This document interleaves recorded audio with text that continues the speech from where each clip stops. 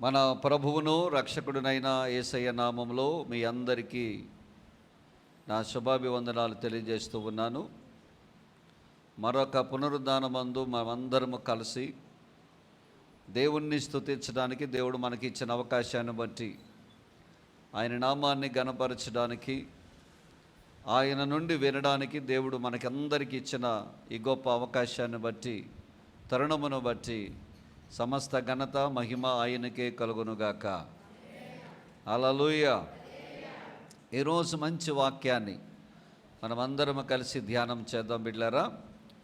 Bible గ్రంథంలో ఇద్దరు స్త్రీల పేరు మీద పుస్తకాలు రాయబడి ఉన్నాయి. మొదటిది ఏంటంటే అన్యుల దేశంలో ఉన్న యూదురాలి యొక్క చరిత్ర. ఆమెనే మనము ఎస్తేరు అంటాం. రెండవదిగా యూదుల దేశంలో ఉన్న అన్యురాలి యొక్క చరిత్ర. ఈమెను ఏమంటామంటే రూతు అని అంటాం. ఈ రూతు గ్రంథము గురించి ఈ ఉదయకాల సమయంలో కొన్ని శ్రేష్టమైన విషయాలను మనము ధ్యానం చేద్దాం బిళ్ళారా. రూతు గ్రంథములో 4 అధ్యాయాలు ఉన్నాయి, 84 వచనాలు ఉన్నాయి. ఈ రూతు గ్రంథాన్ని మనం జాగ్రత్తగా పరిశీలన చేస్తే ఈ 4 అధ్యాయాలు కూడా చాలా శ్రేష్టమైనటువంటి సంగతులను మనకి తెలియజేస్తుంది. ఈ రూతు గ్రంథమును గురించి బైబిల్ పండితులు కొన్ని మాటలు మనకి చెప్పారు. మొట్టమొదటిగా ఏమన్నారంటే రూతు గ్రంథం అనేది ఒక చరిత్ర పుస్తకము అని అన్నారు. వారు ఎందుకు హిస్టారికల్ బుక్ అయింది అని అంటే గనక, యెహోషువ మొదలుకొని ఎస్తేరు వరకు 12 హిస్టారికల్ బుక్స్ ఉన్నాయి, అంటే చరిత్ర గ్రంథాలు ఉన్నాయి. ఈ యెహోషువ తర్వాత న్యాయాధిపతుల తరువాత రూతు గ్రంథం ఉంటుంది. దీన్ని 3వ పుస్తకంగా చరిత్ర పుస్తకాల్లో బైబిల్ పండితులు పెట్టారు. ఎందుకు ఇది చరిత్ర పుస్తకం అయింది అని మనం ఆలోచన చేస్తే, చరిత్ర అంటే ఏమిటి అసలు మనకు అర్థం కావాలి. వాట్ ఈజ్ ద హిస్టరీ అని మనం ఒకవేళ ఆలోచన చేస్తే, ఎప్పుడో ఎక్కడో ఎవరికో ఏదో జరిగింది, ఆ జరిగిన దాన్ని గ్రంథస్థం చేసి భావి తరాలకు అందించడాన్నే చరిత్ర అంటారు. మరి చరిత్ర గ్రంథం అయితే మనం ఎందుకు చదవాలి? చరిత్రను గురించి మనం ఎందుకు నేర్చుకోవాలి? నేను చరిత్రను ఎందుకు తెలుసుకోవాలి? పూర్వపకాలపు జరిగిన సంగతులను మనం ఎందుకు విచారణ చేయాలి? అండి, చాలామంది అంటారు కదా, వాళ్ళ సంగతి మాకెందుకండి, మా సంగతి మేము చూసుకుంటామంటారు. మంచిదే, కానీ గతకాలంలో జరిగిన సంగతులు మనకి తెలిస్తే అవి ఎలాగూ ఉంటాయో, ఏమి చెయ్యాలో ఏమి చేయకూడదో మనకి అర్థమవుతుంది. అందుకే పౌలు భక్తుడు 2 చోట్ల చాలా చక్కనైన వివరణ ఇచ్చాడు. తీయండి, రోమీయులు రాసిన పత్రిక 15వ అధ్యాయము 4వ వచనం. ఏలయనగా ఓర్పు వలనను లేఖనము వలని ఆదరణ వలనను మనకు నిరీక్షణ కలుగుటకై పూర్వమందు రాయబడినవన్నీయు మనకు బోధ కలుగు నిమిత్తం ఏం చేయబడాయంట? రాయబడి ఉన్నవి. అంటే పూర్వకాలము రాయబడినవన్నీ కనుక మనం చదవగలిగితే, మనము నేర్చుకోగలిగితే, మనం వినగలిగితే మనకి నెంబర్ 1 ఏం కలుగుద్దట? బోధ కలుగుద్దట. ఏమండి, బోధ అంటే ఏంటండి? మనకి తెలియని విషయాలను మనం తెలుసుకోవడమే బోధ అంటారు. రోమా సంఘానికి రాస్తూ అంటాడు, పూర్వకాలం ఉన్న సంగతులు మీరు తెలుసుకోవడానికి, మనకు బోధ కలగడానికి ఈ సంగతులు ఏం చేయబడ్డాయి? రాయబడి అన్నాయన్నాడు. ఇంకొక చోట ఏమంటాడంటే, కొరింథీయులకు రాసిన మొదటి పత్రిక 10వ అధ్యాయము 11వ వచనం తీయండి. కొరింథీయులకు రాసిన మొదటి పత్రిక 10వ అధ్యాయం 11వ వచనం.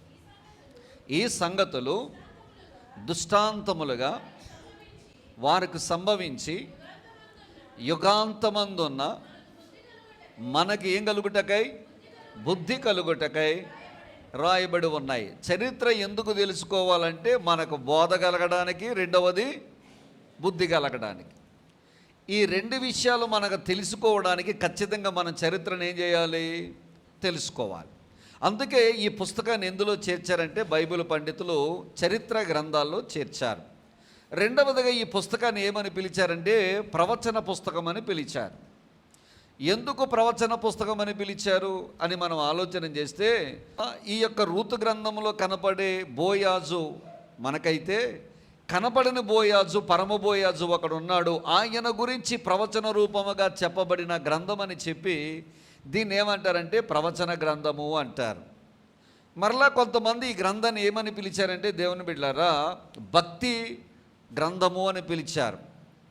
ఇందులో వీరు చేసిన భక్తి, రూతు చేసిన భక్తి కానివ్వండి, లేకపోతే ఎలెమెలకు చేసిన భక్తి కానివ్వండి, వారిద్దరు కుమారులు చేసిన భక్తి కానివ్వండి, ఈ నయోమి చేసిన భక్తి కానివ్వండి, ఈ భక్తిని బట్టి చూస్తే గనక ఈ గ్రంథాన్ని ఏమని పిలుస్తారంటే భక్తి గ్రంథముగా పిలిచినట్లుగా మనము చూస్తూ ఉంటాం. తరువాత ఈ పుస్తకాన్ని మరికొంతమంది ఏమని పిలిచారంటే విడుదల గ్రంథము, విమోచన గ్రంథం అని చెప్పారు. ఈ విమోచన అనేటి గ్రంథాన్ని ఎందుకన్నారంటే, సమీప బంధువైన బోయాజు రూతమ్మను విడిపించటం ద్వారా, రూతమ్మను మాత్రమే కాదు, రూతమ్మకున్నటువంటి ఆ పొలమును, ఎలేమెలేకున్నటువంటి పొలాన్ని విడిపించటం ద్వారా ఇది విమోచన గ్రంథం అని చెప్పి కొంతమంది బైబిల్ పండితులు తెలియజేశారు. ఇంకొంతమంది ఏమన్నారంటే ఇది యేసుక్రీస్తు వంశావళిని మొట్టమొదటిగా రాయించినటువంటి గ్రంథము, అంటే దావీదు యొక్క వంశమును రాయించినటువంటి గ్రంథము అని చెప్పి కొంతమంది గ్రంథము గురించి మాట్లాడినారు. అదే మనము రూతు గ్రంథము 4వ అధ్యాయం ఆఖరి 2 వచనాలు చూస్తే అందులో ఏమని ఉంటుందంటే పెర్రసు వంశావళి అని చెప్పబడుతూ ఉంటుంది. పెరసు ఎస్రోనుకెలను, ఎస్రోను నైసోనుకెలను, నైసోను సల్మానునికెలను, సల్మాను రాహాబునందు బోయాజుని గనను, బోయాజు ఓబేదుని గనను, ఓబేదు యెషయని గనను, యెషయి దావీదుని గనను, దావీదు ఆ తరువాత వంశావళి మనకు అక్కడి నుంచి యేసుక్రీస్తు యొక్క వంశావళి అందులో నుంచి వచ్చినట్లుగా మనము చూస్తూ ఉంటాం. రూతు గ్రంథాన్ని మీరు ఎప్పుడైనా టచ్ చేశారో లేదో నాకు తెలియదు, కానీ రూతు గ్రంథములో 4 అధ్యాయాలు ఉన్నాయి. ఈ 4 అధ్యాయాలని క్లుప్తంగా నేను చెప్తాను, వినండి. అంటే 4 అధ్యాయాలని 4 మాటలు మనం ఇవ్వచ్చు.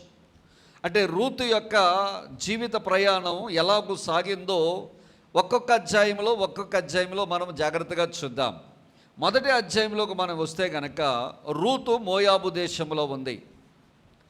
మరొక మాట చెప్పాలంటే మొదటి అధ్యాయం ఆఖరిలో వచ్చేసరికి ఆమె మోయాబు దేశము నుండి బెత్లెహేముకు వచ్చే మార్గంలోనికి వచ్చింది.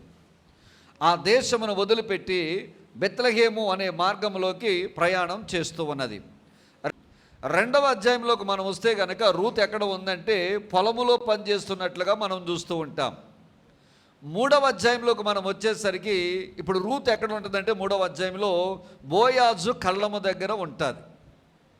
4వ అధ్యాయంలోకి వచ్చేసరికి ఎక్కడ ఉంటుందంటే బోయాజును వివాహం చేసుకుని బోయాజు యొక్క మేడలో పట్టణంలో ఉంటుంది.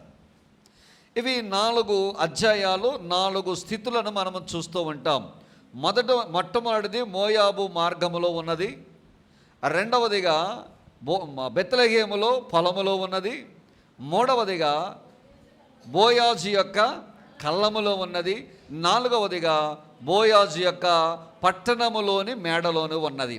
లేదా ఇంకొక మాటలో చెప్పాలంటే రూతు మొదటి అధ్యాయంలో కన్నీటితో ఉంది, 2వ అధ్యాయంలో కష్టపడింది, 3వ అధ్యాయంలో కనిపెట్టింది, 4వ అధ్యాయంలో కళ్యాణం చేసుకుంది. మళ్ళీ చెప్తున్నాను, జాగ్రత్తగా ఆలకించండి. మొదటి అధ్యాయంలో ఎలాగుంది? కన్నీటితో ఉంది. 2వ అధ్యాయంలో కష్టపడింది, పొలములో కష్టపడింది. 3వ అధ్యాయంలో కళ్ళము దగ్గర కనిపెట్టింది. 4వ అధ్యాయంలో బోయాజుతో ఏం జరిగింది? కళ్యాణం జరిగింది.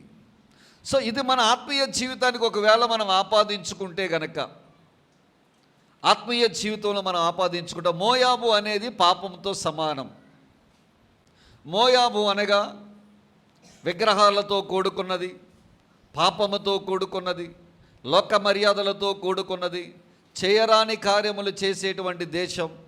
ఆ దేశంలో ఏమాత్రము పవిత్రత లేదు, అపవిత్రతే పవిత్రతగా భావించే దేశం.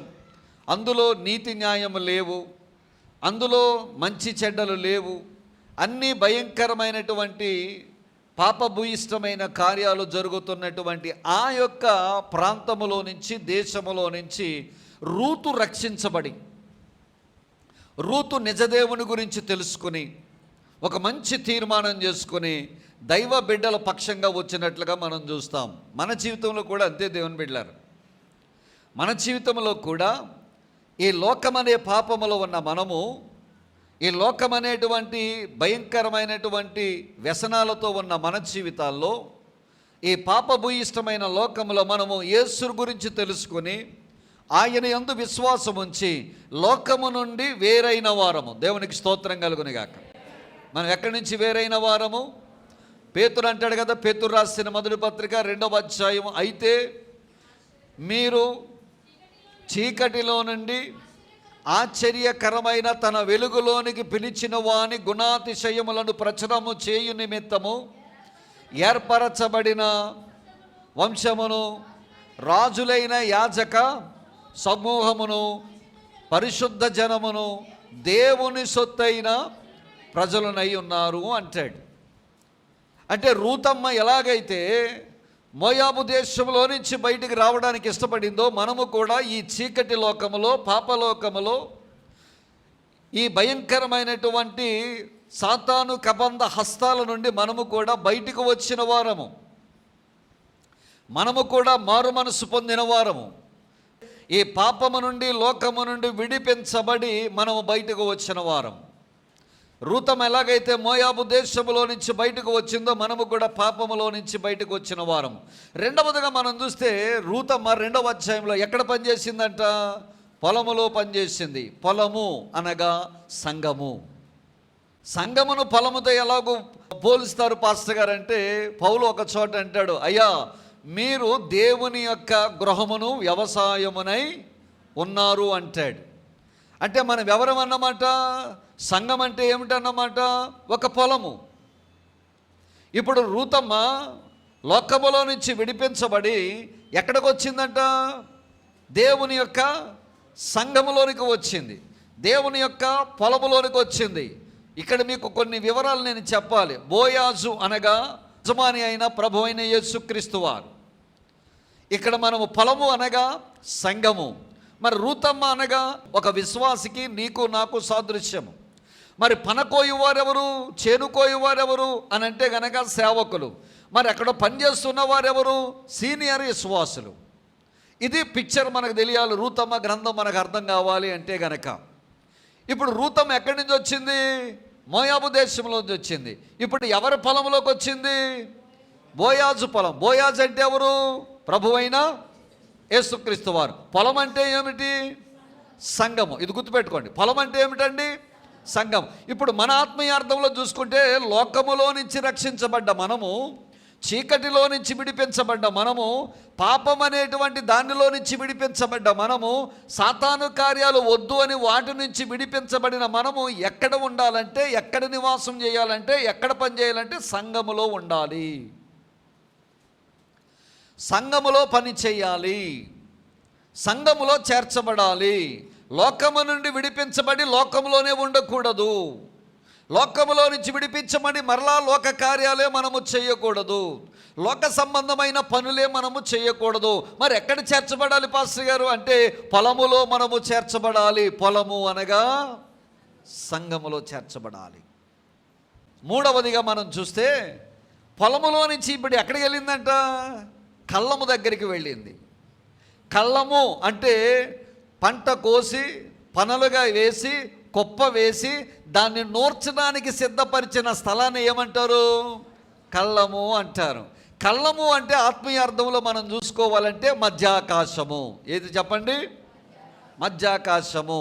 అంటే మనం బోయాజుని ఎక్కడ కలుసుకోబోతున్నాం? మనం మధ్యాకాశంలో కలుసుకోబోతున్నాం. అంటే లోకములో నుంచి ఎవరైతే విడిపించబడతారో, సంఘములో ఎవరైతే పనిచేస్తారో, సంఘములో పనిచేసిన వారే సిద్ధపాటు కలిగి ఎక్కడికి వెళ్తారంటే వీళ్ళు మధ్యాకాశానికి వెళతారు. మధ్యాకాశంలోకి ఎవరు వస్తారు?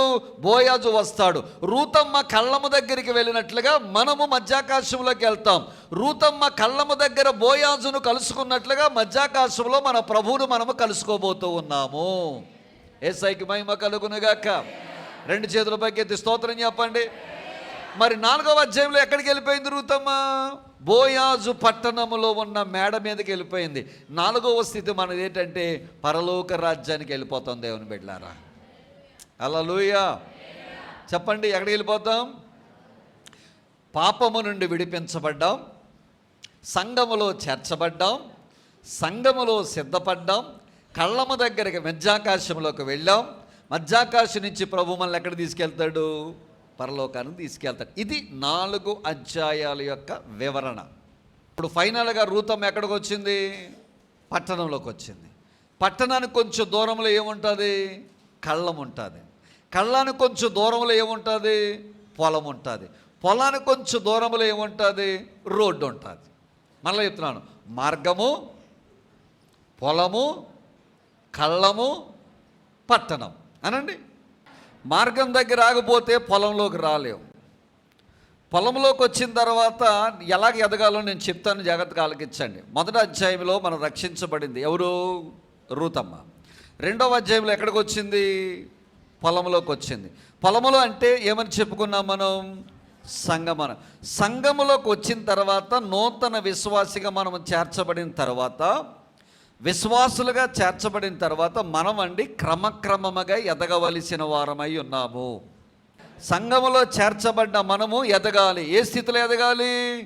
ఆత్మీయ జీవితంలో మనం ఏం చేయబడాలి? ఎదగాలి. ఎదగలేదనుకోండి మనల్ని ఏమంటారు? మరుగుజ్జు వాళ్ళు అంటారు. ఏమండి, కొంతమంది మరుగుజ్జు వాళ్ళుగా ఉండకుండా కొంతమంది అడ్డదిడ్డంగా ఎదుగుతూ ఉంటారు. ఒక వ్యక్తి అడ్డంగా పెరిగాడు అనుకోండి, చూడ్డానికి బాగుంటాడా? అడ్డదిడ్డంగా అంటే ఎలాగ ఎదుగుతారో చెప్తాను వినండి. ఒకవేళ శరీరం అంతా బాగుండి ముక్కే పెరిగింది అనుకోండి, ఏమైనా బాగుంటుందా? ఒకవేళ శరీరం అంతా బాగుండి చెవులే పెరిగాయి అనుకోండి, ఏమైనా బాగుంటాయి అంటారా? ఒకవేళ అన్నీ బాగుండి కళ్ళే పెరిగాయి అనుకోండి, ఏమన్నా అందంగా కనపడతారంటారా? ఒకవేళ అన్నీ బాగుండి చేతులే పెరిగాయి అనుకోండి, చూడడానికి ఏమైనా బాగుంటారంటారా? పోనీ అన్నీ బాగుండి ఈ మెడే పెరిగింది అనుకోండి, చూడడానికి ఏమన్నా బాగుందంటారా? అంటే మనిషి అందంగా కనపడాలంటే అన్నీ ఒకేలాగా ఏం చేయాలి? క్రమక్రమంగా ఏం చేయాలి? సమానంగా క్రమంగా ఎదగాలి. చర్చిలో నీవు నేను దీవించబడాలంటే మనము కూడా క్రమంగా ఒక్కొక్కటి ఎదిగే వారంగా మనం ఉండాలి. క్రమంగా ఎదగకపోతే మనం ఎలా ఎదిగినట్లు లెక్క? అడ్డదిడ్డంగా ఎదిగినట్లు లెక్క. పోనీ అడ్డదిడ్డంగా లేదనుకోండి, అసలు ఎదుగుదల లేకపోతే మనల్ని ఏమంటారు? మరుగుజ్జోళ్ళు అంటారు. నువ్వు రక్షించబడిన తర్వాత ఎలాగున్నావో, నీ స్థితి ఎలాగుందో, రక్షణ పొందకముందు లోకములో నువ్వు ఎలాగూ బ్రతికావో, ఎలాగూ ఆలోచించావో, ఎలాగూ పనులు చేశావో, ఏ కార్యాలు చేశావో, ఎలాంటి మరి పనులు నువ్వు చేశావో, అయ్యే పనులు దేవుళ్ళలోనికి వచ్చిన తర్వాత, రక్షణ పొందిన తర్వాత అయ్యే చేస్తే కనుక నువ్వు ఎదిగినట్ట ఎదగనట్ట? నువ్వు మరుగుజ్జు స్థానంలో ఉన్నావా, ఎదిగే స్థానంలో ఉన్నావా? చెప్పాలి. మనము దీవించబడకపోవడానికి గల కారణమేటో చెప్పమంటారా? మనం ఆశీర్వదించబడకపోవడానికి గల కారణమేటో చెప్పమంటారా? మనలో ఎదుగుదల అనేది లేదండి. చూడండి, చాలామంది బిడ్డలు, నగేష్ను చూడండి, వాడు కుర్రోడు చాలా అందంగా ఉంటాడు. వాళ్ళ వయసు వాళ్ళందరూ కూడా చాలా చక్కగా ఆడుకుంటారు, చక్కగా చేస్తారు. పాపం నగేష్ మాత్రం చాలా అందంగా ఉంటాడు, కానీ వాడు పనులు వాడు చేసుకోలేకపోతున్నాడు. ఎందుకు? మనిషి అయితే పెరిగాడు కానీ మెంటల్గా పెరగలేకపోయాడు. మన జీవితంలో కూడా అంతేనండి. మన సంఘంలో మనం ఉన్నామా? ఉన్న మన జీవితాలు ఇంకా లోకస్తులుగా నువ్వు ఆలోచించి, లోకస్తులుగా నువ్వు ప్రవర్తించి, లోకస్తులుగానే కార్యాలు జరిగిస్తే ఆత్మీయ జీవితంలో మనం ఎదగలేమండి. పోనీ ఎదగకపోతే కనుక రేపొద్దున మనం ఎత్తబడే సంఘంలో ఉండమండి. అందుకే మనం ఏం చేయాలి చెప్పమంటారా? సంఘములోకి వచ్చిన తర్వాత ఒకేసారి ఎవరు ఎదిగిపోరండి, ఒకేసారి ఎవరు కూడా అన్నీ తెలుసుకోలేరండి. మనమంట క్రమక్రమముగా దేవునిలో మనం ఏం చేయాలట? ఎదగాలి. గత సంవత్సరం కంటే నీ ఆత్మీయ స్థితి సంవత్సరం ఇంకా పెరగాలి. గత సంవత్సరం కంటే నీ ఆలోచనలు, మంచి ఆలోచనలు పెరగాలి, ప్రేమలో పెరగాలి, అన్నిటిలో మనం ఎదగాలి. దేవునికి స్తోత్రం కలుగునేగాక. గత సంవత్సరం కన్నా ఈ సంవత్సరం మన బుద్ధులు కూడా ఇంకా మంచిగా లేకపోతే మనం ఇంకా మరుగుజ్జు స్థానంలో ఉన్నట్టు లెక్క.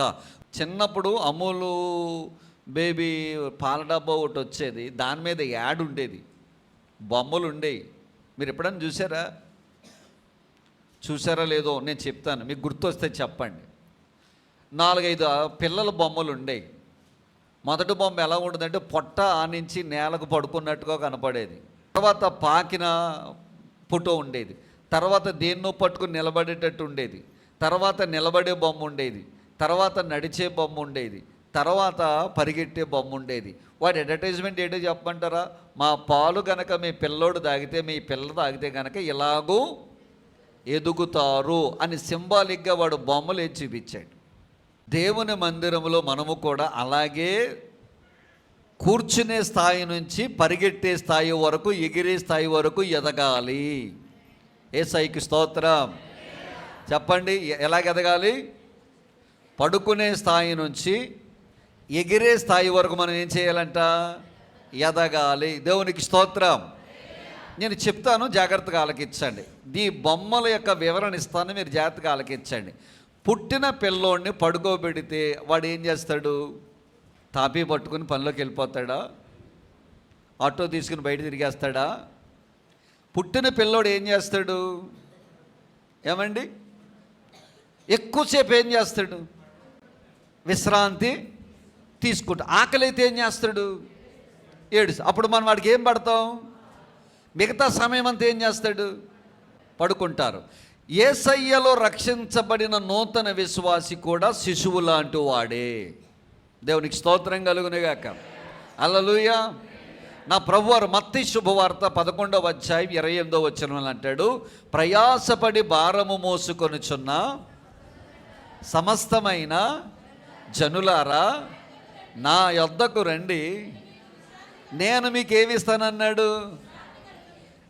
వినండి. యేసయ్యలో నూతనంగా రక్షించబడిన ప్రతి విశ్వాసి శిశువు లాంటి వాడే కాబట్టి అతను ఏం చేయాలంటే విశ్రాంతి తీసుకోవాలి. కంగారు పడిపోకూడదు, హైరాణ పడిపడకూడదు, నడిచి ఎప్పుడు పరిగెట్టేస్తానా అని అనుకోకూడదు. రక్షించబడిన ప్రతి బిడ్డ కూడా శిశువును పోలి ఉన్నాడు కాబట్టి ఎక్కువ సమయం అతను ఏం చేయాలి? విశ్రాంతి తీసుకోవాలి. ఇదేడు పాస్టర్ గారు రక్షణ అయితే పొందాడు కానీ వాడు చిన్నపిల్లోడు కాదు కదండి, వాడికి కష్టాలు ఉంటాయి కదండి, వాడికి బాధలు ఉంటాయి కదండి, వాడికి సమస్యలు ఉంటాయి కదండి, మరి విశ్రాంతి తీసుకోమని చెప్తున్నారు ఏడు పాస్టర్ గారు అని మీరు ఒకవేళ నన్ను అడగవచ్చు. నా ఉద్దేశం ఏంటంటే, యేసయ్యలో రక్షించబడిన మనము మన మొదటి స్థితిలో మన భారమంతా ఎవరి మీద వేయాలట? ఆయన అంటాడు, ప్రయాసపడి మోసుకుంటున్న వారులారా నా దగ్గరకు వచ్చి మీ భారాన్ని ఏం చేయమన్నాడు ఆయన? ఇవ్వండి, నాకు ఇవ్వండి, నేను మోస్తాను, భారం నీ నుండి తప్పిస్తాను, నువ్వు విశ్రాంతి తీసుకోమంటున్నాడు. ఇంకో మాటలో చెప్పాలంటే, నీకున్న ఆందోళన కానీ, నీకున్న భయము కానీ, నీకు జరగదన్న కార్యం కానీ, నీ ఇంటి విషయంలో కానీ, నీ వ్యక్తిగత విషయంలో కానీ, నీ కుటుంబ జీవితంలో కానీ ఏదైనా కార్యము జరగాలంటే, ఏదైనా మేలు జరగాలంటే దేవుని బిడ్డలంగా ఉన్న మనము హైరాణ పడిపోవలసిన పని లేదండి. దేవుని బిడ్డలంగా నమ్ముకున్న, యేసయ్యను నమ్ముకున్న మనము చాలా ఒడిదుడుకులకి, ఆందోళనకి గురవలసిన పని లేదండి. నా ప్రభువారు అంటాడు, నీ చింత యావత్తు నా మీదే, నీ చింత యావత్తు నా మీద వేస్తే నేను చూసుకుంటాను, నువ్వు మాత్రం విశ్రాంతి తీసుకోమని చెప్తున్నాడు. ఎవరు ఈ పని చేయగలరంటే, శిశువును పోలి ఎవరైతే ఉన్నారో వారు మాత్రం యేసయ్య మీద తమ భారం వేసి వాళ్ళు హ్యాపీగా ఉండగలరు. అప్పులున్నాయి అయ్యగారు, నిద్ర పడటం లేదండి, నువ్వు ఇంకా యేసయ్య మీద వేయలేదు.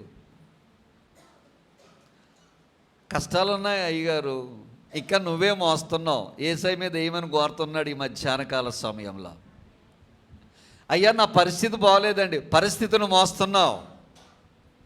అయ్యా నా ఇంట్లో వాళ్ళు బాగోలేదు, ఇంటిని నువ్వు మోస్తున్నావు. అయ్యా చాలా వేదనగా ఉంది, వేదన నువ్వు మోస్తున్నావు. అయ్యా నా పరిస్థితి, నీ పరిస్థితి నువ్వు మోస్తున్నావు.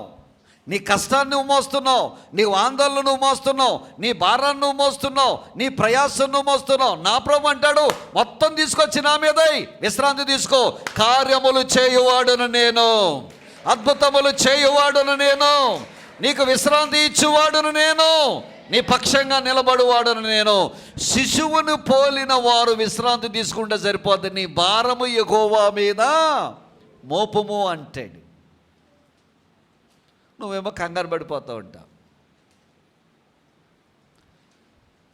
ఒకడు చింతించుట వలన వాడు ఎత్తు మూరెడు చేసుకోలేడు. ఒకడు చింతించుట వలన తల వెంట్రుకలు ఒక్కటిని కూడా వాడు మొలిపించలేడు.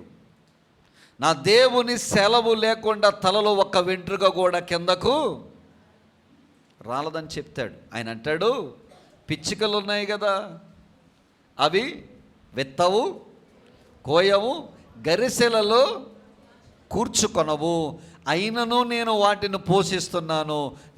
వాటినే పోషించిన నిన్ను పిచ్చుకల కంటే శ్రేష్ఠులైన నేను మిమ్మల్ని పోషించలేను అంటున్నాడు నా ప్రభువారు. యేసయ్యకు మహిమ కలుగునుగాక. చెబుదాం ఒకసారి. దేనికోసం నీ చింత?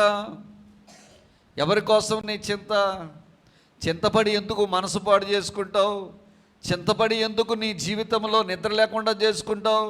ఆందోళన పడి ఎందుకు నువ్వు కంగారు పడిపోతావు? ఆందోళన కానీ, చింత కానీ, నీ భయాన్ని కానీ నా మీద వేయి, నేను నీకు విశ్రాంతిని ఇస్తాను అంటున్నాడు ఆయన. వేస్తాను ప్రభు అంటున్నావు, మంచిదే, తీసుకొస్తున్నావు. ఈ 2 గంటలు తీసుకొచ్చి యేసయ్య పాదాల దగ్గర నీ భారం అంతా వేసేస్తున్నావు. హల్లెలూయా, స్తోత్రం నాయన, నువ్వు ఉన్నావయ్యా, నువ్వు లేకపోతే నేను ఎలా ఏమైపోతానయ్యా అంటున్నావు. పోతా మళ్ళీ మూట ఎత్తుకుని పోతున్నావు. మళ్ళీ ఇంటికెళ్ళి అదే పరిస్థితి, మళ్ళీ ఇంటికెళ్ళి అదే మాట మాట్లాడుతావు. నా పరిస్థితి ఏంటి? అయ్యో, ఇది ఎలా జరుగుద్ది? నేను ఏమైపోవాలి? ఇదే ఆందోళన. అయితే ఇలాగ నువ్వు ఆలోచించడం వల్ల నువ్వు నమ్మిన యేసయ్యను నువ్వు తక్కువ చేస్తున్నావు సుమా. నువ్వు నమ్మిన యేసయ్య మీద నీకు నమ్మకం లేదు తెలుసా? యేసయ్య శక్తి మీద నీకు నమ్మకం లేదు తెలుసా? యేసయ్య ఈ కార్యము నా పట్ల జరిగించగలడన్న నమ్మకం నీకు లేదు తెలుసా? వచ్చావు, చింత యావత్తు ఆయన మీద వేయమన్నాడు. యేసయ్య వదిలేయ్, మళ్ళా చింతను మళ్ళీ నువ్వు మూటను పట్టుకెళ్ళకో, ఫ్రీగా వెళ్ళిపో. ఈరోజు ఖచ్చితంగా నా దేవుడు నా పట్ల కార్యం చేస్తాడు. నా చింత యావత్తు ఆయన మీదే వేస్తున్నాను.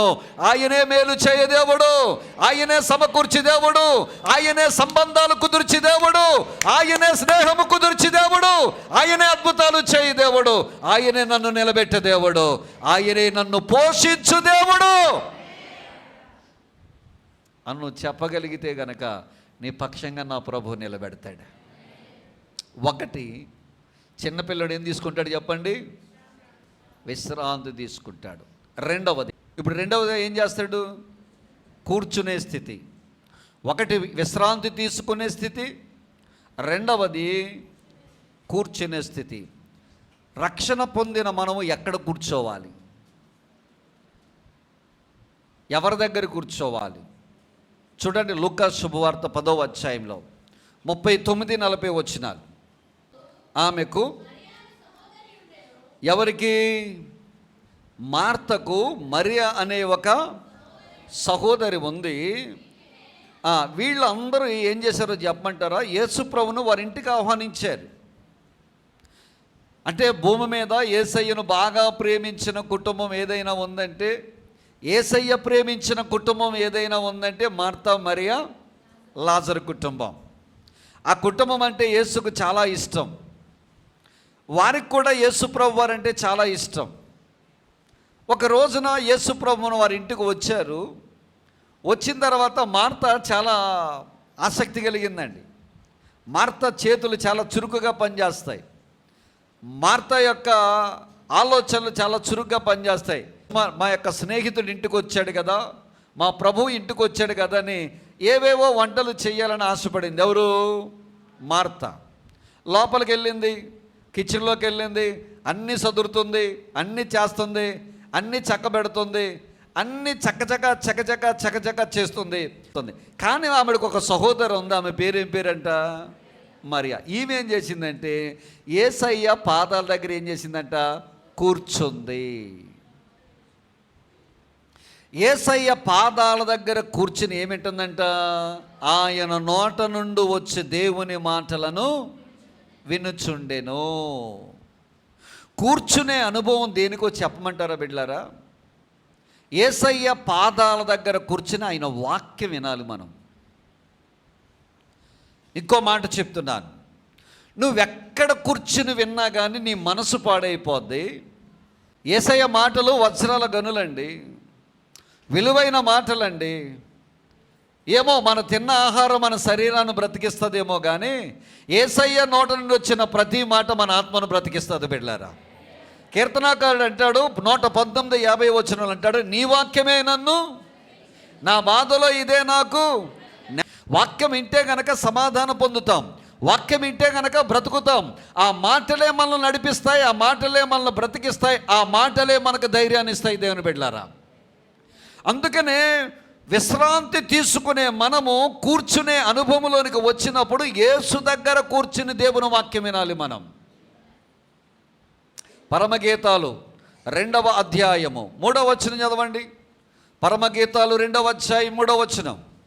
అడవి వృక్షములలో జల్దరు వృక్షం ఎట్లున్నదో పురుషులలో నా ప్రియుడు అట్లున్నాడు. ఆనందభరితునై నేను అతని నీడను కూర్చుండి అతని ఫలము నా జిహ్వకేమట మధురం అంటుందండి. సొలమిత్ అంటుంది, నా ప్రియుడు జల్దరు వృక్షము వలె ఉన్నాడు, ఆయన నీడ కింద నేను కూర్చుంటాను. ఆ జల్దరు వృక్షం యొక్క ఫలము నా నోటికి ఎలాగుందట? మధురంగా ఉంది అంటున్నాడు. నా యేసయ్య వాక్యము జుంటే తేనెల కంటే మధురమైందని చెప్పబడుతుంది దేవుని బిడ్డలారా. దేవుని మందిరములో ఉన్న మనము దేవుని వాక్యాన్ని కూర్చుని వినాలి. యేసు ప్రభువు వారు అంటారు, మార్తా మార్తా, నువ్వు అనేకమైన విస్తారమైన పనుల చేత నీవు ఇబ్బంది పడుతున్నావు, కానీ మరియ ఉత్తమమైంది ఎంచుకుంది అంటది. అద్భుతమైన మాట చెప్పనా? దేవుని సన్నిధికి ఇంపార్టెన్స్ నువ్వు ఇస్తే, దేవుని వాక్యమునకు నువ్వు ఇంపార్టెన్స్ ఇస్తే, దేవుని సన్నిధిలోనికి వచ్చి దేవుని మందిరములోకి వచ్చి కూర్చుని దేవుని వాక్యం వినాలి. నా యేసయ్య దగ్గరకు వచ్చి నేను వాక్యం వినాలి, ఆయన పాదాల దగ్గరకు వచ్చిన వాక్యం వినాలన్న మనసు నువ్వు కలిగి ఉంటే కనుక లోకములో విస్తారమైన పనులు పెట్టుకునే వారి కంటే, ఈ దినమున పనులు చేసుకునే వారి కంటే, వారందరికంటే నీవు ఉత్తమమైన దానవు, ఉత్తమమైన వాడవని నా దేవుడు సెలవిస్తూ ఉన్నాడు. నీవు దేవుని సన్నిధిలో కూర్చుని దేవుని వాక్యము వినగలిగితే ఈ వాక్యము నీ జీవితానికి మధురముగా మారుతుంది. అంత మాత్రమే కాదు, నిన్ను బ్రతికిస్తుంది, నిన్ను నడిపిస్తుంది, నిన్ను బలపరుస్తుంది దేవుని బిడ్డలారా. అందుకే కూర్చునే అనుభవంలో మనం ఏం చేయాలంటే, యేసయ్య దగ్గర కూర్చుని మనం ఏం వినాలంట? ఆయన మాటలు మనం వినాలి. 3వదిగా దేవుని బిడ్డలారా, పిల్లవాడు పైకి లేవాలంటే దేని మీద అయినా ఏం చేయాలి? ఆనుకోవాలి. ఏం చేయాలి చెప్పండి? ఆనుకోవాలి. 3వ స్థితి ఏంటంటే ఆనుకునే స్థితి. దేవునికి స్తోత్రం కలుగును గాక. హల్లెలూయా.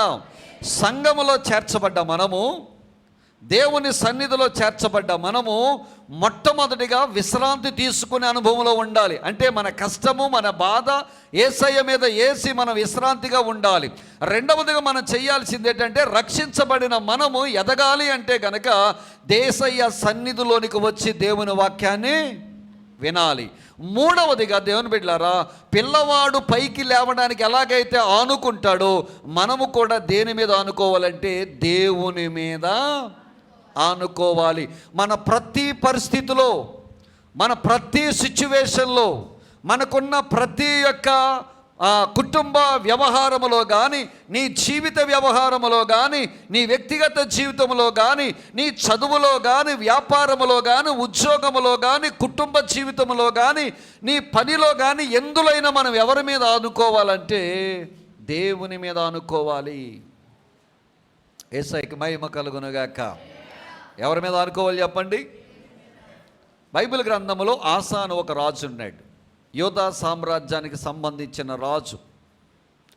ఈ రాజు తనకి శత్రువు దేశము నుండి, అనగా కూషీయుల నుండి శత్రువులు చాలా విస్తారంగా తన రాజ్యం మీద దండెత్తారు.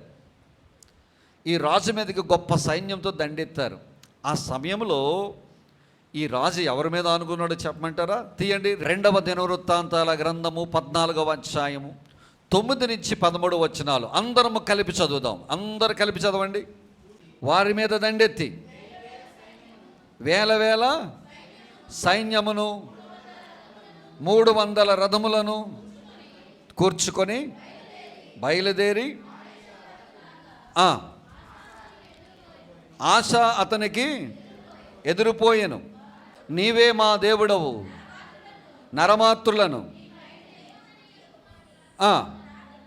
ప్రార్థింపగా యెహోవా ఆ కూషీలను ఆశ ఎదుటను నిలువనీయక వారిని వారి బొత్తిరి కనుక వారు ఏమైపోయారట.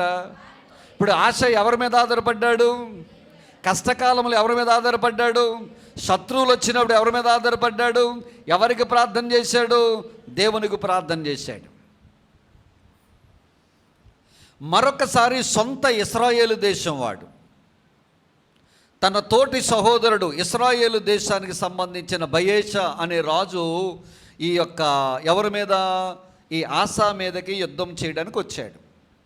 ఇంతకు ముందేమో ఎవడో పరాయి దేశవాడు కూషీలు వచ్చినప్పుడు ఎవరి మీద యుద్ధం, ఎవరి మీద అనుకున్నాడు? ఆశ దేవుని మీద అనుకున్నాడు.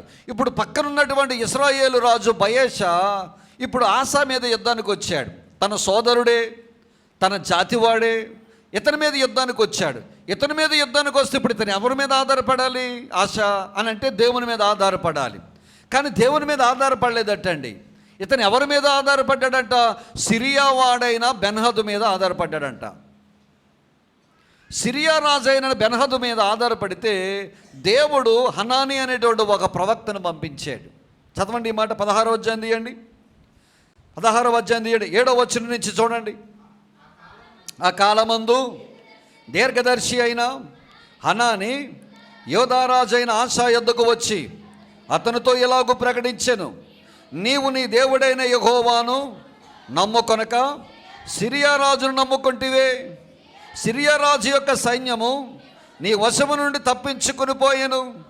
బహువిస్తారమైన రథములను, గుర్రపు రౌతులను, కూషీలను, లూబీలను గొప్ప దండై వచ్చి తిరిగదా. అయినను నువ్వు యెహోవాను నమ్ముకొనినందున ఆయన వారిని నీ చేతికి అప్పగించెను. తన ఎడల యథార్థ హృదయము గల వారిని బలపరుచుటకై యెహోవా కనుదృష్టి లోకమందంతటా సంచారము చేయుచున్నది. ఈ విషయమందు నీవు మతి తప్పి ప్రవర్తించితివి గనుక ఇది మొదలుకొని నీకు యుద్ధములే కలుగును అని చెప్పాడు. పెద్ద సమస్య వచ్చినప్పుడు దేవుని మీద ఆధారపడ్డాడు. చిన్న సమస్య వచ్చినప్పుడు దేవుని మీద ఆధారపడవలసిన వాడు పరాయి దేశపు శత్రువు మీద ఆధారపడ్డాడు. దేవుడు అంటాడు, ఆశా, లూబీయులను కూషీలను నీ మీద గొప్ప జనమై దండై వచ్చినప్పుడు నువ్వు నా దగ్గరకు వచ్చి అడిగావే. అడిగినప్పుడు నీకు నేను సహాయం చేశానే. వాళ్ళందరినీ ఎదుట లేకుండా పారదొరలనే. ఇప్పుడు నువ్వు నా మీద ఆనుకొనకుండా ఆ శత్రురాజు మీద నువ్వు ఆనుకున్నావు. ఏమి న్యాయం? మతి తప్పి ప్రవర్తించేవేటి రాజా అని అంటున్నాడు. మనం కూడా ఇంతేనండి. దేవుని మీద ఆధారపడవలసిన సమయంలో మనుషుల మీద, ధనము మీద, వెండి మీద, బంగారం మీద, రాజకీయ నాయకుల మీద, వ్యక్తుల మీద మనం ఆధారపడుతూ ఉన్నాం. పెద్ద కార్యాలు దేవుడు మన జీవితంలో జరిగించినప్పుడు చిన్న చిన్న విషయాల్లో దేవుడు మన జీవితంలో కార్యాలు జరిగించడా? ఇప్పటి వరకు దేవుని మీద ఆధారపడ్డ నీవు ఇప్పుడెందుకు లోకం మీద ఆధారపడుతున్నావు? ఒకప్పుడు దేవుడు చేసిన మేలు మర్చిపోయావా? లేదా ఈ ఆశాకు చెప్పినట్లుగా మతి తప్పి ప్రవర్తిస్తున్నావా? ఏమన్నా మతి తప్పి ప్రవర్తిస్తున్నామా మనం? చిన్నదానికైనా పెద్దదానికైనా మనం ఎవరి మీద ఆధారపడాలంటే ఆయన అంటాడు, ఎవనో మనసు నా మీద ఆనుకుంటుందో వానిని నేను పూర్ణ శాంతి గలవానిగా చేదును అంటాడు నా ప్రభు. ఒకప్పుడు యేసయ్య మీద ఆధారపడ్డావు కదా, అనుకున్నావు కదా, ఇప్పుడు లోకం మీద, శకునాల మీద, ముహూర్తాల మీద, వాటి మీద అనుకుంటున్నావు. మతి తప్పి ప్రవర్తించకూడదు. మనం యేసయ్య మీద అనుకున్నావు, అనుకో. కష్టం వచ్చిందా, శత్రువులు వచ్చారా, ఆయన మీద అనుకో. మరొకసారి శత్రువు వచ్చాడా, ఆయన మీద అనుకో. నీకు ఎలాంటి పరిస్థితి నీలో ఇంటిలో జరిగిన మనం ఎవరి మీద, దేవుని బిడ్డలంగా మనం ఎవరి మీద అనుకోవాలంటే మన యేసయ్య మీదే మనం అనుకోవాలి. అబ్బాయి ఈ కార్యం నా యేసు ప్రభు చేయలేడండి, అందుకే వాళ్ళ దగ్గరికి వెళ్ళాను. మీకు ఒక మంచి మాట చెప్తున్నాను వినండి. సృష్టిలో ఈ భూమి మీద కానీ ఈ సృష్టిలో కానీ యేసయ్య చెయ్యలేని కార్యం అంటూ ఏది లేదు దేవుని బిడ్డలారా. ఆయన సమస్తము చేయగల దేవుడై ఉన్నాడు. హల్లెలూయా. నీ మనసే దేవునికి దూరమై, నీ మనసే మనకు ప్రభువుకు దూరమై ఆయన మీద ఆనుకోవడం మానేసి లోక సంబంధమైన ఆలోచనలు చేయడం ప్రారంభిస్తున్నాం మనం. ప్రభువా ఈ పెద్ద కార్యం నాకు చేయను ఆయన అని అడుగుతావు. ఏదైనా చిన్న చిన్న విషయాల్లో దేవుని మనం అడగమండి, మన సొంత నిర్ణయాలు తీసుకుంటాం. అక్కడే బిడిసి కొట్టేస్తుంది, అక్కడే కార్యాలు జరగవు. ఏ చిన్న విషయమైనా మనం ఎవరి మీద అనుకోవాలి? అనుకోవడం మొదలెట్టు. అనుభవం మీద అనుకోకు, మనుషుల మీద అనుకోకు, చదువు మీద అనుకోకు, జ్ఞానం మీద అనుకోకు, యేసయ్య మీద అనుకో. సమస్తాన్ని దేవుడు నీకు అనుగ్రహిస్తాడు. ఆనుకుంటే నిలబెడతాడు. దేవునికి స్తోత్రం కలుగునుగాక. హల్లెలూయా. పడుకునే స్థితి నుంచి కూర్చునే స్థితికి రావాలి, కూర్చునే స్థితి నుంచి ఆనుకునే స్థితికి రావాలి. నాలుగవదిగా ఆనుకునే స్థితిలో నుండి నిలబడే స్థితిలోకి మనం రావాలి. హల్లెలూయా. యెహెజ్కేలు గ్రంథం 2వ అధ్యాయం 1-2 వచనాలు చదవండి. యెహెజ్కేలు గ్రంథం 2వ అధ్యాయం. నరపుత్రుడా, నువ్వు చక్కగా నిలవబడు, నేను నీతో మాటలాడవలనని ఆయన నాతో మాటలాడినప్పుడు ఆత్మ నాలోనికి వచ్చి నన్ను నిలువబెట్టను. యేసయ్యకి స్తోత్రం చెప్పండి. విశ్రాంతి తీసుకునేవాడు ఏం చేయాలి? కూర్చోవాలి. కూర్చున్నవాడు ఆనుకోవాలి. ఆనుకున్నవాడు ఏం చేయాలి? నిలబడాలి. ఇక్కడే చాలా డేంజరు. చాలామంది మీతో యేసయ్య నమ్ముకున్న వారు చాలామంది ఉన్నారండి, కానీ వారు యేసులో నిలబడలేకపోయారు. లోకాన్ని ఆశించారు, లోకాన్ని స్నేహించారు, లోకంతో ముడిపడిపోయారు, నిలబడలేక కూలబడిపోయారు. యేసులో నిలబడలేకపోయారు. పౌలు అంటాడు, తిమోతి, దేమ లోకాన్ని స్నేహించి నన్ను వదిలిపెట్టి ఏం చేశాడు? అతను వెళ్ళిపోయాడని బాధపడుతున్నాడు. చాలామంది యేసులో నిలబడలేరండి.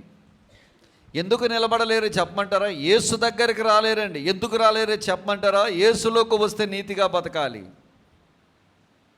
యేసులోకి వస్తే యథార్థంగా బ్రతకాలి, యేసులోకి వస్తే మన ప్రవర్తన మార్చుకోవాలి, యేసులోకి వస్తే మన నోటి మాటలు మార్చుకోవాలి, యేసులోనికి వస్తే కనుక మన చూపులు మార్చుకోవాలి, యేసులోనికి వస్తే కనుక మన గమ్యాన్ని మార్చుకోవాలి, మన విధానం మార్చుకోవాలి, మనం చేసేటువంటి పనులు మార్చుకోవాలి, మనం పవిత్రంగా ఉండాలి, పరిశుద్ధంగా ఉండాలి, మన మాట తీరు మారాలి, మన చూపు తీరు మారాలి, సమస్తము మారాలి. మారితేనే కానీ మనం యేసులో నిలబడలేము దేవుని బిడ్డలారా. అందుకే చాలామంది యేసును నమ్ముకోరు. యేసులో నిలబడాలంటే పవిత్రంగా జీవించడానికి ప్రయత్నం చేయాలి. ఎలాగో ఉండాలి? ప్రేమించడం నేర్చుకోవాలి. ఎలాగ ఉండాలి? సహించడం నేర్చుకోవాలి. ఎలాగ ఉండాలి? క్షమించడం నేర్చుకోవాలి. ఎలాగ ఉండాలి? ఓర్పుతో ఉండాలి. ఎలాగ ఉండాలి? దీర్ఘశాంతము కలిగి ఉండాలి. ఎలాగ ఉండాలి? విశ్వాసముతో బ్రతకాలి. ఎలాగ ఉండాలి?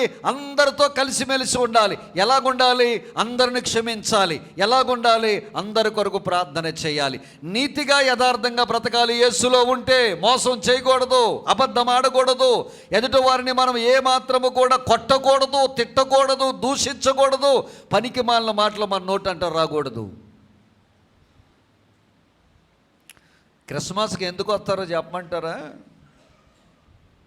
క్రిస్మస్ రోజున ఖండించే వాక్యం ఎవరు చెప్పరు. యేసుబాబు పుట్టుక కోసం చెప్తారు. మిగతా రోజుల్లో ఎందుకు రారో చెప్పమంటారా? వస్తే నీతిగా, యథార్థంగా, మంచిగా బతకాలని చెబుతారు కాబట్టి చాలామందికి ఇష్టం ఉండదు.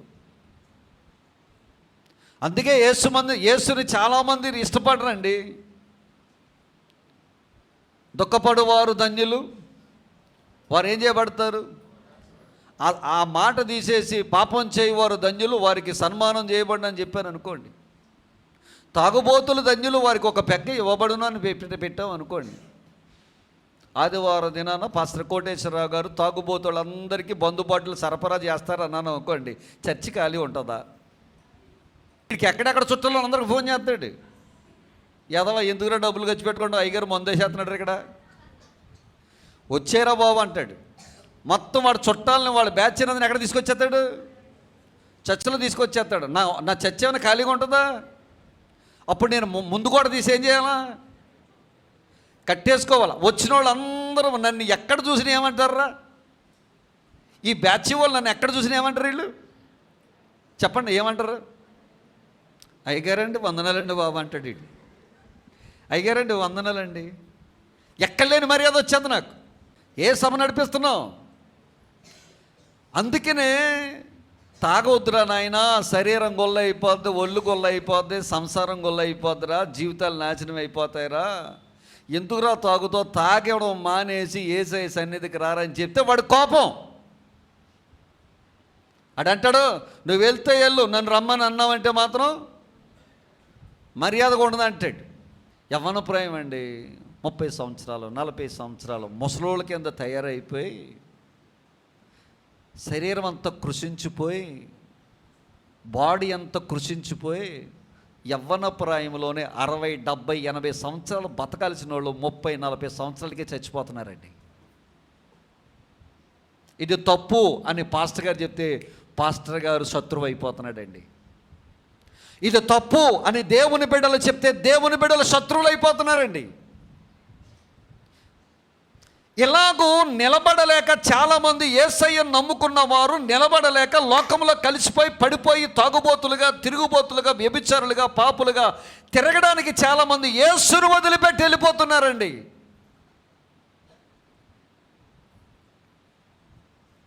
ఖండించకూడదు, బుద్ధి చెప్పకూడదు, ఏమి చేయకూడదు.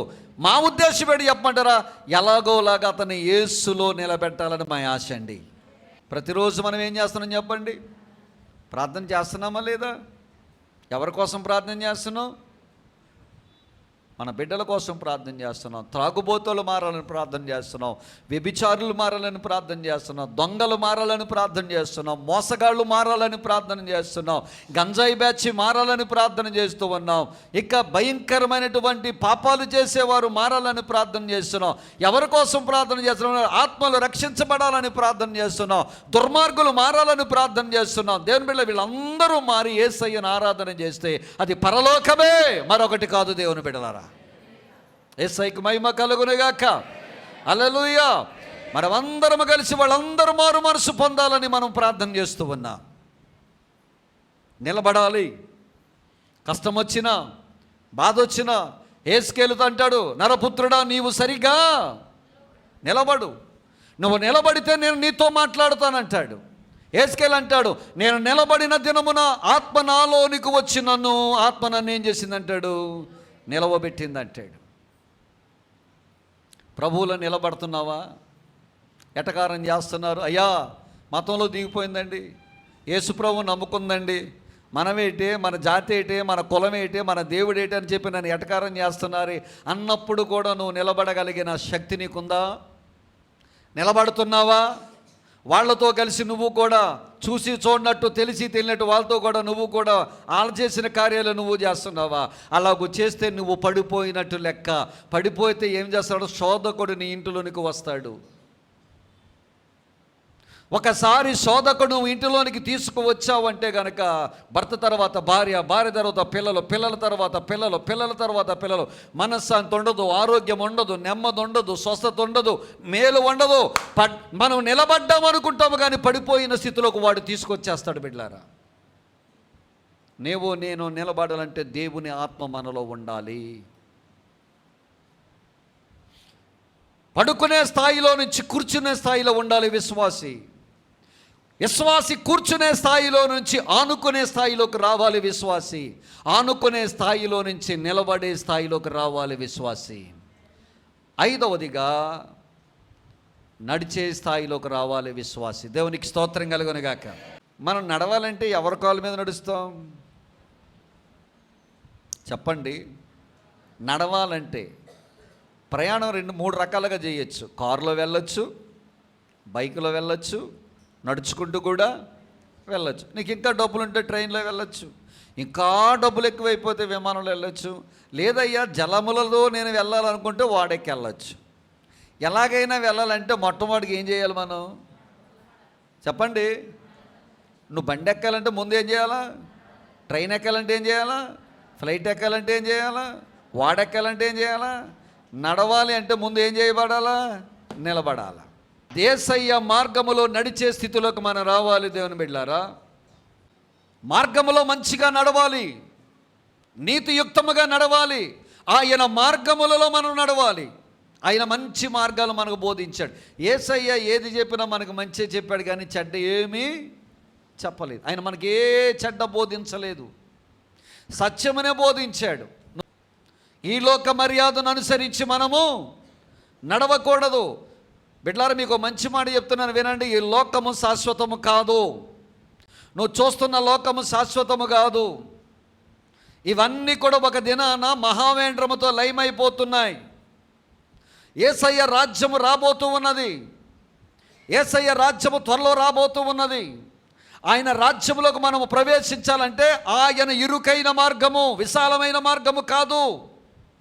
ఆయన ఇరుకైన మార్గము. ఆ మార్గములో నీవు నేను ప్రవేశించి నడవాలి. దేవుని బిడ్డలారా, ఆయన ఆజ్ఞలు కనుకొనాలి, ఆయన మార్గాలు మనం వెళ్ళాలి, ఆయన పద్ధతిలో మనం వెళ్ళాలి, ఆయన చెప్పినట్టు మనం నడవాలి. ఆయన ఏదైతే బైబిల్ గ్రంథంలో చెప్పాడో, మనం విశ్వాసిగా ఎలాగూ నడవాలని చెప్పాడో ఆ రకంగా మనం నడవవలసిన వారమై ఉన్నాము. పక్క మార్గంలోనికి వెళితే గనక మన జీవితాలు బాగోవు. దేవుని బిడ్డలారా, నడవాలి. ఎఫెసీ రాసిన పత్రికలో, దశలోనికి రాసిన మొదటి పత్రికలో క్రైస్తవుడు ఏ విధంగా నడవాలి, క్రైస్తవుడు ఏ విధంగా ప్రవర్తించాలి, భర్త ఏ విధంగా ప్రవర్తించాలి, భార్య ఏ విధంగా ప్రవర్తించాలి, పిల్లలు ఎలాగూ ప్రవర్తించాలి, మన ఆత్మీయ జీవితంలో మనం ఎలాగూ నడుచుకోవాలి, ఈ 2 పత్రికల్లో రాశాడు. దేవుని బిడ్డలారా, మీరింటి దగ్గర సమయం ఉంటే కనుక ఎఫెసీ రాసిన పత్రిక, దశలోనికి రాసిన మొదటి పత్రిక 2 కలగలిపి చదివితే గనక మన క్రైస్తవ జీవితంలో, ఆత్మీయ జీవితంలో మనం ఎలాగూ ప్రవర్తించాలో, ఎలాగూ నడవాలో, ఎలాగూ నడిస్తే మనము దీవించబడతామో ఆ 2 పత్రికల్లో రాయబడి ఉన్నాయి. దేవుని బిడ్డలారా, నడిచే మనము కొంతకాలం అయిన తర్వాత పరిగెత్తే అనుభవంలోనికి రావాలి. యేసయ్యకి స్తోత్రం కలుగునుగాక. హల్లెలూయా. ఏ అనుభవంలోకి రావాలి చెప్పాలి? ఏ అనుభవంలోకి రావాలి? పరిగెత్తే అనుభవంలోకి రావాలి. పౌలు అంటాడు ఫిలిప్పీ రాసిన పత్రికలో, చూడండి ఒక మంచి మాట. ఫిలిప్పీ రాసిన పత్రిక 3వ అధ్యాయం 14వ వచనం చదవండి. ఫిలిప్పీలకు రాసిన పత్రిక 3వ అధ్యాయం 14వ వచనం. క్రీస్తు యేసునందు దేవుని ఉన్నతమైన పిలుపునకు కలుగు బహుమానము కొరకు పొందవలనని ఎక్కడ పరిగెడుతున్నాడట? గురి యొద్దకే పరిగెడుతున్నానని చెప్పాడు. 2026వ సంవత్సరంలో ఒక గురి కలిగి మనం పరిగెట్టాలి. 2025వ సంవత్సరంలో ప్రార్థన చేసావో లేదో నాకు తెలియదు. 2026వ సంవత్సరంలో ఒక ప్రార్థన గురి కలిగి పరిగెట్టాలి. 2026వ సంవత్సరంలో నీ కుటుంబంలో చాలా ఓడిపోయావేమో, పడిపోయావేమో, నువ్వు అనుకున్న కార్యము సాధించలేకపోయామేమో 2025వ సంవత్సరంలో. 2026వ సంవత్సరంలో ఓడిపోయిన చోట, పడిపోయిన చోట, సాధించలేని చోట సాధించుట కొరకు, లేవనెత్తబడ్డానికి, కార్యములో ముందు కొనసాగడానికి నీవు ఆ గురి యొద్దకే నువ్వు పరిగెట్టుదువుగాక. 2025వ సంవత్సరంలో ఏ గురి లేకుండా నువ్వు జీవిస్తున్నావేమో, కానీ 2026వ సంవత్సరంలో ఒక గురి కలిగి నువ్వు ముందు కొనసాగాలి. నేను మంచి మాట చెప్తున్నాను. పౌలు అంటాడు, దేవుని యొక్క ఉన్నతమైన పిలుపును నేను పొందుట కొరకై నా ముందున్న పరుగు పందెములో నేను గురి వద్దకు ఏం చేస్తున్నానంటాడు ఆయన, పరిగెడుతున్నానంటాడు. ఏదైనా గమ్యం ఏర్పాటు చేసుకున్నావా? ఏదైనా లక్ష్యం ఏర్పాటు చేసుకున్నావా? నువ్వు యేసయ్య భక్తి చేస్తున్నావు కానీ నిజమైన భక్తి చేయలేకపోతున్నావు. అందుకే దేవుని శక్తి పొందలేకపోతున్నాం మనం. మీలో చాలామంది నేను చూసినప్పుడు బాధపడేది చెప్పమంటారా? నేను చాలా బాధపడేది ఇన్ని సంవత్సరాలు అయింది, ఇంకా యేసయ్య గొప్ప శక్తి నువ్వు ఇంకా పొందుకోలేకపోతున్నావు. అడిగితే చేస్తానన్నాడు, కానీ అడిగే స్థితిలో మనం లేకుండా అయిపోయాం. ఏది నీ గురి? ఏది నీ గురి? నా గురి అయితే ఓ పెద్ద మందిరం కట్టాలి, ఆత్మలు రక్షించబడాలి, మీ కుటుంబాలు రక్షించబడాలి, మీ కుటుంబాల వాళ్ళందరూ మంచి మార్గంలో నడవాలి, త్రాగుడు వదిలిపెట్టాలి, పాపం వదిలిపెట్టాలి, నీ బిడ్డలకి మంచి ఉద్యోగాలు రావాలి, నీ బిడ్డలు మంచి స్థితిలోకి రావాలి, వాళ్ళు ఉన్నతమైన స్థితిలోకి రావాలి, వాళ్ళందరూ లోకంతో కలిసి చెడు స్నేహాలు వదిలిపెట్టి యేసయ్యలో మంచిగా బతికి వాళ్ళు ఉన్నతమైన స్థితిలోకి రావాలి, బిడ్డలందరూ దీవించబడాలి, కుటుంబాలన్నీ దేవుని సన్నిధిలో ఉండాలని ఒక గురి కలిగి నేనున్నాను. ఎక్కడికి పరిగెట్టాలి? గురి వద్దకే పరిగెట్టాలి. ఆఖరిది 7వది, పక్షిరాజు వలె ఎగిరిపోవాలి. హల్లెలూయా చెప్పండి. యెషయా గ్రంథము 40వ అధ్యాయం ఆఖరి వచనం చదవండి. యెహోవా కొరకు ఎదురుచూచువారు నూతన బలము పొందుదురు, వారు పక్షిరాజు వలె రెక్కలు చాపి పైకి ఎగుదురు. దేవునికి స్తోత్రం కలుగునుగాక. మొదట 6 జరిగితే 7వది తర్వాత జరుగుతుంది. దేవునికి స్తోత్రం. మొట్టమొదటిగా నువ్వు విశ్రాంతి ఒక విశ్వాసిగా నీ భారమంతా యేసయ్య మీద పెట్టి నువ్వు విశ్రాంతి తీసుకోగలిగితే, యేసయ్య పాదాల దగ్గర నువ్వు కూర్చోగలిగితే, యేసు మీద నువ్వు ఆనుకోగలిగితే, తర్వాత యేసులో నువ్వు నిలబడగలిగితే, యేసు కొరకు నువ్వు నడవగలిగితే, యేసు కొరకు నువ్వు పరిగెట్టగలిగితే, తర్వాత యేసయ్య నిన్ను రెక్కలిచ్చి నిన్ను పైకి ఎగిరి తీసుకెళ్ళిపోతాడట. హల్లెలూయా హల్లెలూయా. ఆనోకంట నడుచుకుంటూ నడుచుకుంటూ నడుచుకుంటూ నడుచుకుంటూ దేవుడితో వెళ్ళిపోయాడట, పరలోకి వచ్చినట్టు. ఆనోకి ఎంతవరకు వచ్చావు కదా. చాలా సందర్భాలు చూడండి, మీరు ఒక్కొక్కరు ఫ్రెండ్స్ నడుచుకుంటూ నడుచుకుంటూ వాళ్ళ ఇంటికి వెళ్ళిపోయిన తర్వాత ఏమంటారు, మీరు ఇక్కడ దాకా వచ్చావు కదా, లోపల రా, టీ పెడతాను తాగేసి వెళ్ళు, లేదా కాఫీ పెడతాను తాగేసి వెళ్ళు, లేదంటే కదా మజ్జిగ తాగి వెళ్ళు అంటాం కదా. అలాగే ఆనోకు కూడా దేవుడితో నడుచుకుంటూ నడుచుకుంటూ వెళ్ళిపోతే పరలోకం దాకా వెళ్ళిపోయాడట. ఆనోకు ఎలాగ ఇక్కడ దాకా వచ్చా కదా, వచ్చే లోపలికి వచ్చాయనడట. చిత్తం ప్రభు ఆ మాట కోసం చూస్తున్నాను, లోపలికి వెళ్ళిపోయాడట. యేసయ్యకి స్తోత్రం చెప్పండి. ఏం చేయాలా? పక్షిరాజు వలె ఏం చేయాలట? పక్షిరాజు వలె అవ్వాలన్న వాళ్ళందరికీ నూతన బలం ఇస్తాడట దేవుడు. హల్లెలూయా. ఏ బలం ఇస్తాడంట చెప్పండి? నూతన బలం అంటే ఏ బలం అనుకుంటున్నారు? యవ్వనస్తులకి ఏ బలం ఉంటుందో ఈ 70, 60, 80 సంవత్సరాలు కూడా అదే బలాన్ని దేవుడు ఇచ్చేస్తాడట. నూతన బలం ఇచ్చేది డాక్టర్ గారు కాదు, దేవుడే ఇస్తాడు. ఈ దేహాన్ని నిర్మాణం చేసింది ఎవరు? లోపల ఉన్న ఆర్గన్స్ అన్ని ఇచ్చింది ఎవరు? లివర్ పెట్టింది ఎవరు? ప్యాంక్రియాస్ పెట్టింది ఎవరు? కిడ్నీ పెట్టింది ఎవరు? నర్వస్ సిస్టమ్ పెట్టింది ఎవరు? బోన్స్ పెట్టింది ఎవరు? బోన్స్లో మ్యారో పెట్టింది ఎవరు? ఇవన్నీ లోపల ఆర్గన్స్ అన్ని పెట్టింది ఎవరు? సృష్టికర్త అయిన దేవుడు. ఆయనకి అసాధ్యమైనది ఏముంది? ఒక మాట చెప్తే చాలు అవన్నీ నూతనమైపోతాయట. యేసయ్యకి మహిమ కలుగునుగాక. హల్లెలూయా. అలాగైతే బాబు షుగర్ బీపీ కూడా తీసేయండి బాబు అని అంటాను. ఏమో ఆయన చిత్తం అయితే షుగర్ బీపీ కూడా తీసేస్తాడు. ఊసిరోమని ఇక్కడ కూర్చునే బదులు ఏసీలో సంతోషిస్తే షుగర్ బీపీ ఇప్పుడే ఎగిరిపోద్ది. ఇప్పుడు రూతం ఎక్కడ ఉంది? ఏం ఏరుతుంది అమ్మా? పరిగె ఏరుతుంది. ఏమి ఏరుతుందండి? ముందు ఏం చేస్తున్నారు పనోళ్ళు? కోత కోస్తున్నారు. వినండి, ఒక మంచి మాట చెప్తాను. పొలంలోకి వెళ్ళినప్పుడు కోత కోసినప్పుడు మన ఆంధ్రాలో, మన ఇండియాలో ఇలాంటి పనులు లేవు. కానీ ఇశ్రాయేలు దేశంలో ఒక ఆచారం ఉంది. ఏట ఆచారం చూపిస్తాను, తీయండి. లేవీకాండం 19వ అధ్యాయం 9-10 వచనాలు చదవండి. లేవీకాండం 19వ అధ్యాయం 9-10 వచనాలు. మీరు మీ భూమి పంటను కోయినప్పుడు మీ పొలము యొక్క ఓరలను పూర్తిగా కోయకూడదు. మీ కోతలో పరిగెను ఏరుకొనకూడదు. ఎవరు ఏరుకోకూడదు? యజమానులు. పొలము యజమాని పరిగె ఏరుకోకూడదు. మీ ఫలవృక్షముల తోటలలో పరిగెను కూర్చుకొనకూడదు. పండ్లను ఏరకూడదు. బేదలకును పరదేశులకును వాటిని ఏం చేయాలంట?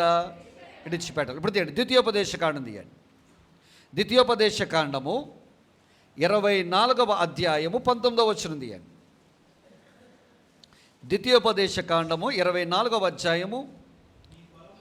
నీ పొలములో నీ పంట కోయిచున్నప్పుడు పొలములో ఒక పన మరిచిపోయిన ఎడల తీసుకోవడానికి వెనకకు తిరిగి వెళ్ళకూడదు. నీ దేవుడైన యెహోవా నీ చేని నిన్ను ఆశీర్వదించినట్లు అది పరదేశులకును తండ్రి లేని వారికిని విధవరాలకును ఉండవలెను. ముందేమో 2 చెప్పాడు, తర్వాత ఏమో 3 చెప్పాడు. ఈ మూడిట్లో ఒకటి కామన్గా ఉంది, పరదేశులకని ఉంటుంది. అందులో పేదవారికి, తండ్రి లేని వారికి, తర్వాత విధవరాలకి, తర్వాత పరదేశులకి. ఈ నలుగురు ఆ పొలములో పరిగె ఏరుకుని బ్రతకడానికి ఇశ్రాయేలు ఏం చేస్తారంటే పరిగె వదిలేస్తారు. అంటే పరిగె అంటే ఏమిటి? కోస్తూ ఉన్నప్పుడు, పనులు కడుతూ ఉన్నప్పుడు కొన్ని వెన్నులు రాలి కిందడిపోతాయి. ఆ వెన్నెలను మళ్ళీ తీసుకోకూడదు, ఆ పన మళ్ళీ తీసుకోకూడదు. ఒకసారి కోసుకుంటూ ముందుకు వెళ్ళిపోయిన తర్వాత, కట్టుకుంటూ ముందుకు వెళ్ళిపోయిన తర్వాత వెనకాల పన వదిలేసాం అనుకోండి, ఆ పన తీసుకోవడానికి మళ్ళీ వెనకకు రాకూడదు, దాన్ని అలాగే వదిలిపెట్టేయాలి. అర్థమవుతుందా? ఇప్పుడు ఆ పన వదిలిపెట్టేస్తే ఆ పన ఎవరికట్ట? తండ్రి లేని వారికి, విధవరాలకి, పేదవారికి, పరదేశులు. వాళ్ళు వచ్చి పొలంలో వచ్చి ఏమి ఏరుకుంటారు? పరిగె వేరుకొని దాన్ని జాగ్రత్తగా కూర్చుకొని, ఏరుకొని, కూర్చుకొని, దంచుకొని వాళ్ళు అప్పాలు చేసుకుని వాళ్ళు జీవనోపాధి బ్రతుకుతారు. వాళ్ళు పేదవాళ్ళు బ్రతకడానికి దేవుడు అన్నాడు పరిగెను వదిలేయమన్నాడు. ఇప్పుడు వినండి, పొలము అంటే సంఘము అన్నాం, కోసేవారిని సేవకులు అన్నాం, పరిగె ఏరుకునేవారు విశ్వాసులు అన్నాం. జాగ్రత్తగా వినాలి. పొలం ఎవరిది? బోయాజుది, అంటే యేసు ప్రభుది. సంఘం ఎవరిది? యేసు ప్రభుది. కోసేవారు ఎవరు? సేవకులు. ఈ కోసేవారు వాళ్ళ కోసం కోసుకుంటున్నారా, యజమానుడి కోసం కోస్తున్నారా? చెప్పాలి గట్టిగా. కోసేవారు పట్టుకెళ్తారా? కూలి దొరుకుద్దా వీళ్ళకి? కోసేవాళ్ళకి కూలి దొరుకుద్దా, లేకపోతే పనులు దొరుకుతాయా? కూలే దొరుకుతుంది. ఎవరి కోసం కోస్తున్నారు వీళ్ళు? మరి కోసుకుంటూ వీళ్ళు వెళ్ళిపోతున్నప్పుడు వెనకాల పరిగేరుకుంటారు కదా. ఈ పరిగె ఏరుకున్న వాళ్ళు ఎవరి కోసం ఏరుకుంటున్నారు? కూలి కోసం ఏరుతున్నారా, వాళ్ళ కోసం ఏరుకుంటున్నారా? ఎవరు ఎంత కూర్చుకుంటే అంత ఎక్కువగా వాళ్ళకి దొరుకుద్ది. అంతేనా? చెప్పండి, అంతేనా?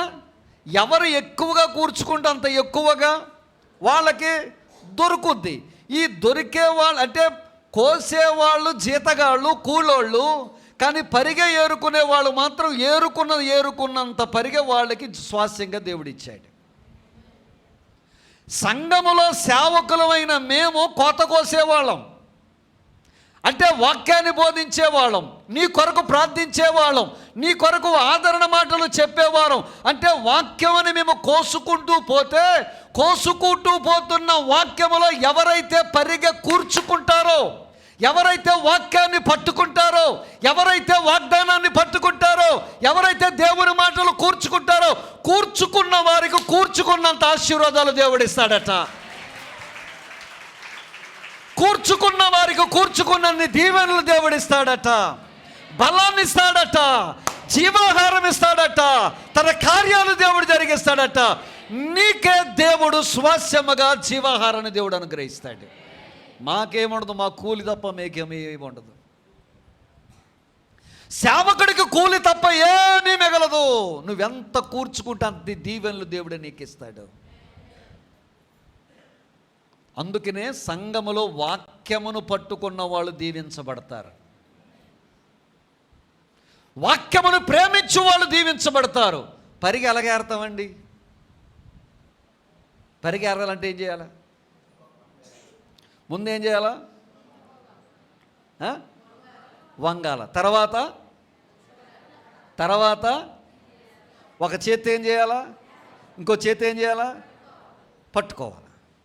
అంటే పరిగె ఏరుకోవాలంటే ఏం చేయాలి? మనం వాక్యము నేర్చుకోవాలంటే తగ్గించుకోవాలా? వాక్యమును పొందుకోవాలంటే నీ కళ్ళతో వాక్యాన్ని జాగ్రత్తగా చూసుకోవాలా? వాక్యమును ఒక చేత్తో నువ్వు తిప్పాలి, ఒక చేత్తో రాసుకోవాలా? వాక్యమును ఒక చేత్తో తిప్పాలి, ఒక చేత్తో రాసుకోవాలి. వాక్యమును తిప్పి రాసుకుని హృదయంలో కూర్చుకుంటే, ఏరుకుని కూర్చుకుంటే గనక నీవు బహుగా దీవించబడతావు, ఆశీర్వదించబడతావు. హల్లెలూయా, హల్లెలూయా. వాక్యం అంటే దేవుడే వాక్యము. ఆ వాక్యమే శరీరధారి అయి మన మధ్యలో కృపా సత్య సంపూర్ణుడిగా నివాసము చేశాడు. బిడ్డలారా, ఒక మంచి మాట చెప్తాను. చర్చిలోకి వచ్చి వాక్యాన్ని ఎవరైతే కూర్చుకుంటారో వారిని దేవుడు భాగ్యవంతులుగా చేస్తాడు. హల్లెలూయా, హల్లెలూయా. చర్చిలోనంటండి ఎస్ క్రైస్తవులు ఉంటారంట, వై క్రైస్తవులు ఉంటారంట, స్టేబుల్ క్రైస్తవులు ఉంటారంట. ఎస్ క్రైస్తవులు అంటే ప్రతిదానికి ముందుకు తల ఊపేవారు. వై క్రైస్తవులు అంటే వెనకకు పడేసేవాళ్ళు. బళ్ళ పాస్టర్ గారికి డౌట్ అవుతుంది, ఏటి ఇలాగలగంటున్నాడు ఏటీడు అంటే వీడు ఎక్కడ పడిపోతున్నాడు? ముందుకు ఊగేవారేమో ఎస్ క్రైస్తవ. అవును ప్రభువా, ఎస్ అవునండి, అవునాయి అంటే వీళ్ళు ఏం చేస్తున్నారు? వీళ్ళు నిద్రపోతున్నారు. మాకేమనిపిస్తుంది? ప్రతిదీ జాగ్రత్తగా వినేద్దాం అనుకుంటున్నాం మనం. కానీ యాక్చువల్గా ఏంటండి కానీ ఎస్ ఎస్ అంట. మేడ వెనకాలకి వేసేవాళ్ళు ఏమిటంటే వీళ్ళు వై, ఎందుకు చెప్తున్నావు, ఏ కారణం చేత చెప్తున్నావు, ఏమని చెప్తున్నావు అని వెనకాల మేడ ఎత్తదట. స్టేబుల్గా ఉండేవాళ్ళు అంటే వెనక్కేయరు, ముందుకేయరు, అలాగే ఉంటారు. కళ్ళు తెరుస్తారు, హ్యాపీగా నిద్రపోతారు. వీళ్ళని స్టేబుల్ క్రైస్తవులు అంటారు. ఏ క్రైస్తవులు అండి? చేపలాంటి వరం ఉన్న క్రైస్తవులు వీళ్ళు. చేప కళ్ళు తెరిచి ఏం చేస్తుంది? అది చచ్చిపోయినా కళ్ళు తెరుతుంది. తెలుసా?